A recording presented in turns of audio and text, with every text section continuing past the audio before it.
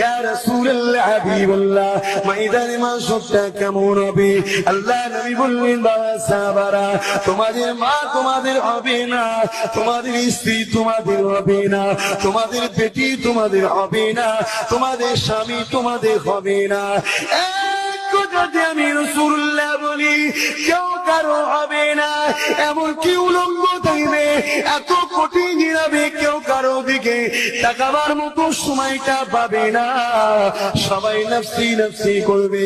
সাহাবা কাঁদতে লাগলে, ইয়া রাসূলুল্লাহ হাবিবাল্লাহ ওই দিন আমাদের কি হবে উপায়?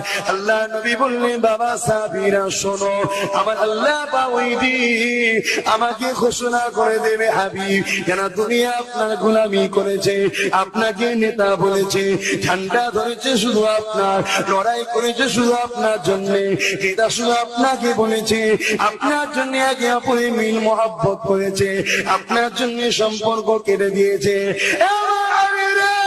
আজকে দিনে আমি আল্লাহ জানিয়ে দিই, তাদের সাথে করে নিয়ে আমি আল্লাহ বলে দিলাম, এই কঠিন দিনে আপনি আমার রহমতের জান্নাতে চলে যান।